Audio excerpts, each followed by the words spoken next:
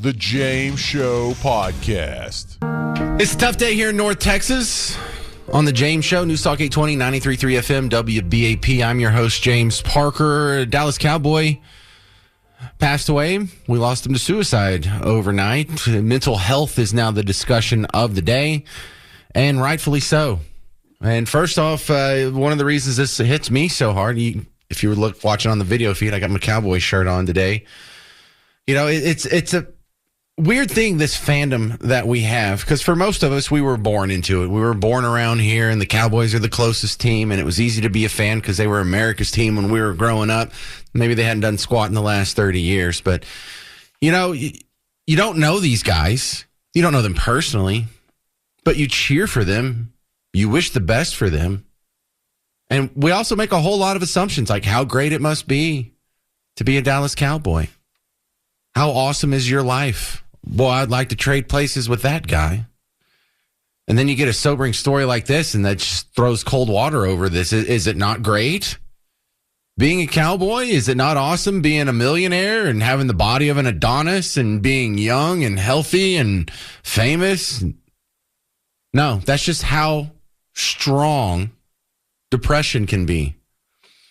And so I don't know how much of this is just raw depression or how much of this is depression that was exaggerated and inflamed by repeated concussions or CTE or whatever. And I'm not even trying to throw any blame or throw any gas on anybody's fire here. I'm just trying to understand what the heck's going on. And we've been getting a lot of calls from people who made me double down on the fact that I really don't know what's going on in the head of a depressed person. I really don't know.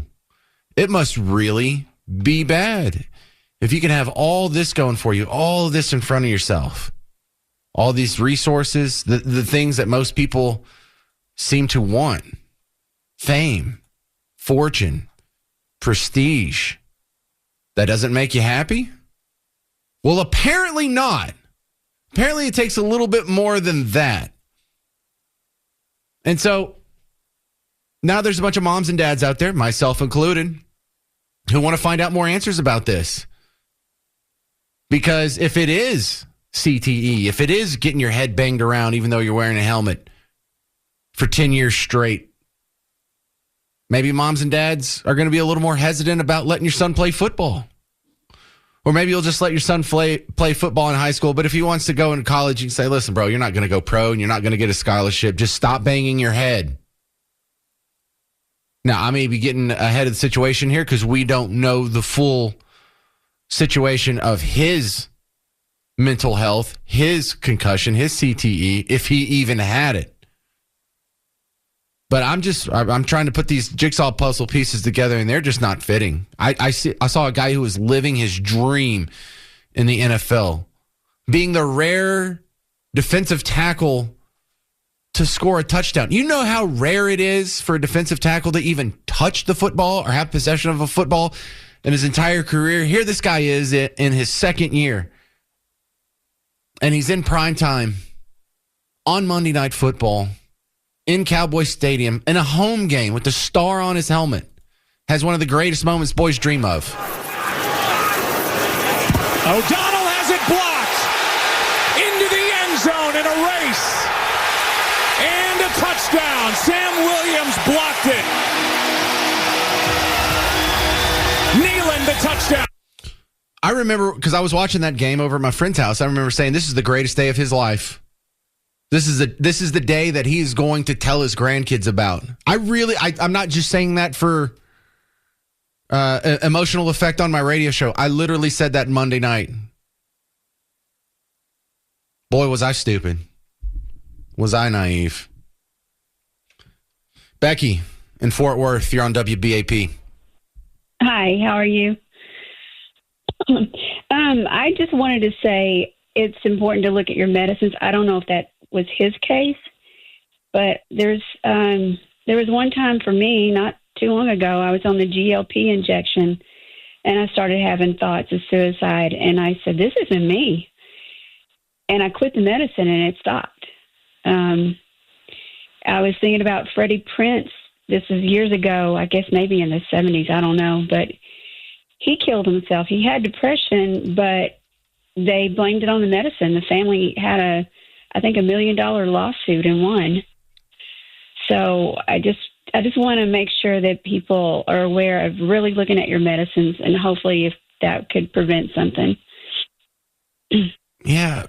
You hear about these people who get on the medicine, they start feeling better, so they stop taking the medicine because they're feeling better, and then what do you know? They don't feel better anymore. And I hear people do that with like their blood pressure medication or their depression medication or whatever. It's just, I really got to admit to myself, I just don't understand a lot of what's going on in their head. Now, you seem to just spell it out pretty easy. Are you on medication? Are you having some of these issues? No, I'm not. No, I'm saying I was on the GLP, or what people call the shot, to lose weight. But you just had to quit the shot and you're fine. You didn't have to get on medication or anything like that. But I'm saying the medicine can have that effect on you, and you just don't even know it. Understandable. Well, thanks for sharing your story, Becky in Fort Worth. Okay, thank you. Coming up next on The James Show, I'm going to replay the audio from the Frisco police scanner on the final few moments here. It's kind of raw. It's kind of abrasive. But it's a very human, very adult understanding of the terrible tragedy that happened last night as a Dallas Cowboy was lost to suicide just up the tollway. My next guest is a semi-regular on The James Show. Lee Richardson from the Brain Performance Center over there by the airport. Think about you every time I drive by now. But Lee, when you see a story like this guy had a mental health episode, it sounds like. He's had some mental health issues before. He ended his life last night. This sounds so illogical to those of us who aren't adjacent or had depression, because, how could you be depressed? You're a Dallas Cowboy. You just scored a touchdown. You're a millionaire. You're famous. You have the body of an athlete. Explain to the rest of us how someone, even in that prestigious and awesome lifestyle, could be depressed.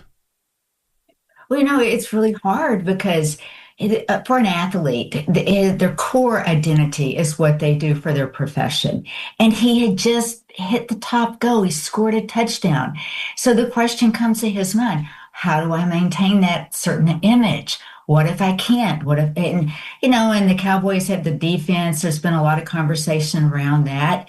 So I think that plays into it. And there's so much secrecy and stigma. When you are a professional performer, you've got to hide your struggles. You can't appear weak.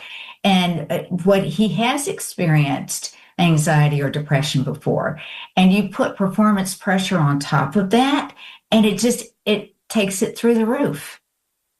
I guess so. Now, when you see this, is this something that could be just regular old run-of-the-mill depression? Or is this maybe, I know this is baseless speculation, but that's all we have to work with right now. Is this regular depression that could have been inflamed by concussions and the repeated blows to the head and the CTE issues that have been plaguing the NFL? Do we even know if that's playing into it yet? I would say absolutely, because anytime you've had a TBI, or chronic pain, his chronic pain may stay up from the level of training that he does. He may be sleep deprived because of the intense physical demands, and all of that it creates vulnerability. And once that vulnerability is there, then you're more apt to respond impulsively. And certainly he had the general signs of being suicidal, feeling hopeless, feeling like maybe perhaps he's a burden to others, maybe increased substance use, isolating, sleeping too much, not enough, mood swings. But on top of that, you add in the performance pressure, you add in the physical and the mental illness piece of it. And that really does put all performers, their risk factors they're not really totally understood. Oh, totally agree. Well, one of the takeaways from talking to other guests and people who've called in is if you're having any sort of issue about this, ignore the stigma about getting help for your mental health and get some help. Absolutely. And don't be afraid to ask for help. And for people family members, friends, don't be afraid to ask, do you need some help? What can I do to help you? Agreed. All right, Lee Richardson, if someone needs help, where do they start? They start with their family and their friends. They reach out, they see who they have as a support system. There's also a hotline, 288, and it's a different hotline than 911. It'll go into a trained professional that can, if you're having those suicidal thoughts, reach out and talk to somebody that can give you some strong guidance. Lee Richardson, thank you for your help on the James Show. Appreciate it. Thank you. You can find her work at the Brain Performance Center here locally. Let's jump back to the phones, shall we? Joanna in Sherman, you're on WBAP. Hi, thank you for taking my call. I agree with Lee that being a football player, it does make things a little bit more difficult and vulnerable. I have a son who plays for the SEC college football, and it's very difficult for him. He not only physically, but mentally. But the physical part about it can mess with your head too. Yeah, they've got fame, they've got money, they have friends and fame and all of that. But being hit all the time, every single day, being yelled at, it takes a toll on your body and on your mind. He explains it to me like it is like being in a mini car accident every single play. And after a while of being in constant pain every single day, and then, of course, being hit in your head, and then waking up to not being able to move, and then, of course, the emotional and the mental pressure of it, I can't see how that is. It helps with someone who is already problematic with depression. I think it would exacerbate it. So I feel for these professional athletes and these high-end athletes because we don't know what they're going through. We don't know what they're going through. Only they do. So when he comes to me and tells me that he's just having a hard time, I just tell him, I hear you, and I encourage him to talk to somebody if it gets to a certain point. That's all. Joanna, a lot of guys like myself played football when we were in school, and you're right. After practice, half of us would have a headache because we just got banged up, and we figured, hey, that's normal. Yeah. But I didn't do it in college, much less the pros. So I don't know. Is there something wrong with me? Do I need to have my head checked? Is that why the show is so damn entertaining? Is that why? Well, I love your show. I listen to your show all the time, but I just think it's a whole nother level once you hit college. Yes, and then agreed. Of course, professional. I mean, my son, thankfully, he has the wherewithal to say, you know what, I love football, but I don't know if I'm going to. I don't know if I'm going to do this professionally. In fact, I don't want to do it professionally. I want to, be happy. Money is not everything. Well, great story. I appreciate you calling in. That's Joanna in Sherman. But check out this. It's only about a minute and a half. But this final sequence. I mean, you have a guy who is scoring a touchdown on Monday Night Football, prime time in a home game with the star on his helmet, Cowboys Stadium. You think he's at the top of the world. 48 hours later, he's going through this. We're talking to the girlfriend. She's trying to call his agent, but we're trying to get him to call him first. But she's saying he is armed and has a history of mental illness, and her quote was, "He will end it all." Good copy. Probably run back to the car to get the gun. If she calls him, we'll let you know. All right, y'all do me a favor. Everybody stay with a buddy. Don't go looking alone. This guy is armed. President, they just received a text from him, a group text from him saying goodbye. They're concerned for his welfare. They do not have a key to the apartment. David said my copy. I advised on this call. We were just out there. There's nobody at the apartment. I'll contact him by phone. We have a lieutenant calling in from Plano advising that the NFL is calling Plano PD, and the subject is texting his family goodbye. EPS 111, there's a porta potty on the south side of that building. 40, we got eyes on it. That's pretty much right exactly where 118 drew the circle. Do y'all see a heat from that? Yeah, 111, we got good eyes on it. Looks like the door's open. Red liquid coming out from it. We just want to go ahead and work this safely before we have any officers approach. So let's just get in a red team and kind of go through this safely and tactically. I believe we got eyes on a drone right there. Still got eyes on the target inside that porta potty. We're pushing the drone there now. Okay, good copy. Just on our last orbit, we didn't see any movement. Still got that heat signature. Looks like it's curled up at the bottom of that porta potty with the stream of blood coming from the porta potty. Yeah, that's a 10-4. He's going to be laying on his side, facing inward, and quite a bit of blood coming out. This is so hard to understand. He didn't have health problems, physical health problems, mental health problems, sure. But it's not like he had stage 4 pancreatic cancer that had metastasized to his bones and only has 4 months to live. It's not like his wife divorced him, his kids disowned him, and his family hates him. He hadn't even started the family process yet.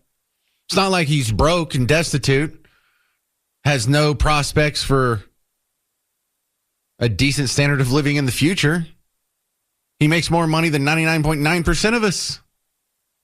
It's not like he has a bad reputation. He has the greatest prestige North Texas has to offer. He's a Dallas Cowboy. And a guy that I thought was on top of the world Monday night when he got that touchdown.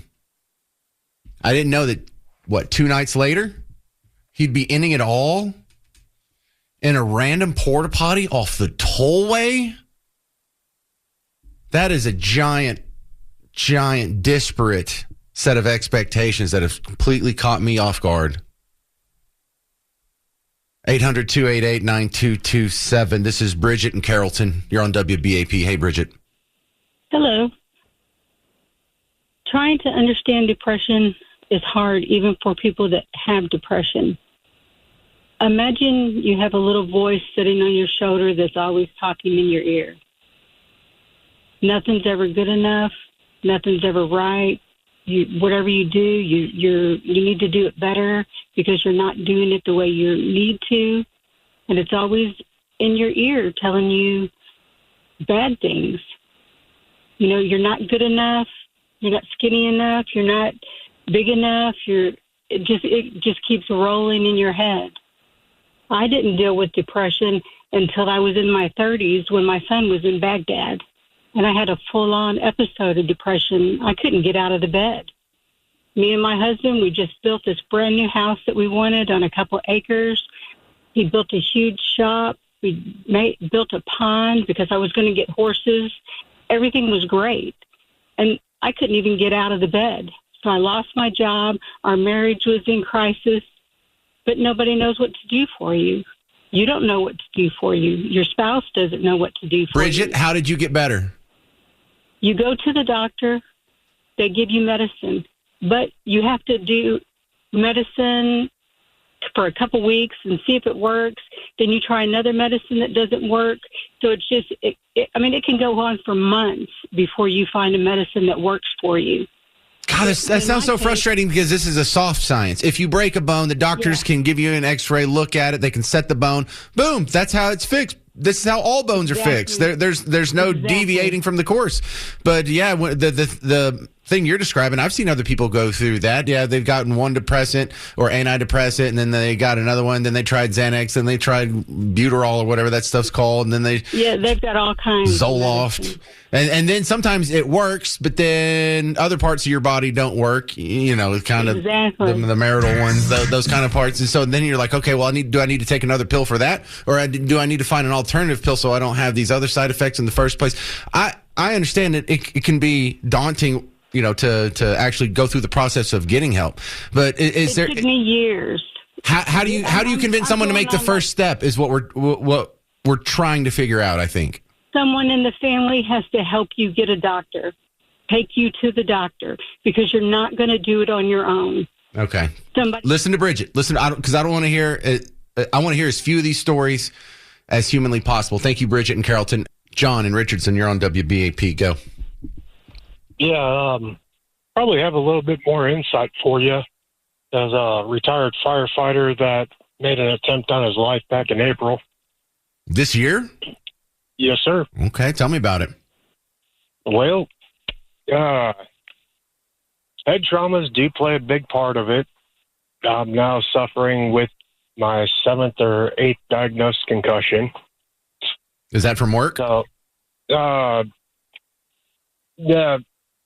I'm actually retired, but yeah, I was doing something, fell, busted my head, and I'm now getting more looked at for any type of brain massive degenerative. So does this sound like where you were at in April, what he did last night? Well, just about. You can have all the friends in the world, but when it actually comes down to it, you just feel lost. You feel like nobody wants you around. No one's going to listen to you. Everybody just kind of puts you on the back burner. Okay, so are you doing better now? I am doing better now. How'd you do that? How'd you get better? Well, they put me in a psych ward for about a week and tested out meds and got me squared away there. I checked myself out and went directly to my primary care to continue on with the meds. And now with this new concussion, I'm looking into psychology and neurology help to make sure that that doesn't happen again. All right. Well, don't quit. Stay with it, John. I appreciate you sharing your story. That must have been tough. Let's do Rebecca in Fort Worth. You're on WBAP. Hi, James. Boy, I have so much to say on this. I've struggled with depression practically most of my life. I'm a veteran. I started to get depressed after I got out of the service. I wasn't in a war, in a battle, but I did start suffering with depression. And 45 years later, I found out that I was exposed to Agent Orange. So I don't know if that had something to do with it or not. But I do want to say there's two issues that probably most people don't understand with depression is frequency and severity. And severity, I do not believe, in my personal experience and all the people that I have known, and myself even being checked into the VA, you don't just wake up one day and a week later kill yourself or commit suicide unless it's a trauma or something like that. But it's a long, ongoing process where you eventually lose hope. When you have depression, you have self-talk, and eventually you feel defeated because you think, well, I should be able to get over this. I should be able to take some vitamins, some meds, and maybe those meds don't work. You talk to your friends. That doesn't work. And then you start into the more serious conversations of what's wrong with me? Why can't I fix this? Why am I not happy when other people are? And you can't understand it. And so my conclusion is that for most people with depression, it's a chemical, a brain chemical insufficiency somewhere. Right. And it is physical. Well, listen, I'm about out of time. Do you agree with the general tenor? If someone else is going through this, the number one thing you need to do is ask for help? Absolutely. And you have to keep fighting because there is hope. There's not one thing for each person. You have to, it's individual. And then when you find a bit of hope, then you keep with that. You keep going. But I do want to say one thing that, in no disrespect to you, but you've got to understand that depression is a physical thing. You are separating the mind from the body, and it's not separated. And so you wouldn't say to someone, if they had a heart condition, well, why don't you just sit on the sofa and think about it and get up and, go see your friends? Or if you had kidney stones and you're in a lot of pain, just say, well, I don't see why you're so depressed or in pain. Why don't you just, think those problems away? No, and I don't take that as an insult. You're right. I do not understand it because I can control my brain. I can put myself in a good mood when I'm in a bad mood or vice versa. And I think that's the first thing that the rest of us need to do is we don't understand it. And it's going to take more than just, hey, snap out of it, or here, you just need to cheer up, or let's go out drinking after work. That'll fix it. No, that works for me and you, but that doesn't work for everybody. And I don't want to see any more of these tollway incidents like this or any more than we absolutely is necessary, because I'd like to get that number down to 0. It's been a tough show, but I appreciate you sticking with me through it. Come back tomorrow. We'll be a little more lighthearted, and we'll do comedy and fun and name that artist and all kinds of good stuff. But just look for the people in your orbit who are going through something similar. Just be a little more conscious of it today. That's all you can do. Stick around. Mark Levin's coming up next. This has been The James Show on News Talk 820 and 93.3 FM WBAP. The James Show Podcast.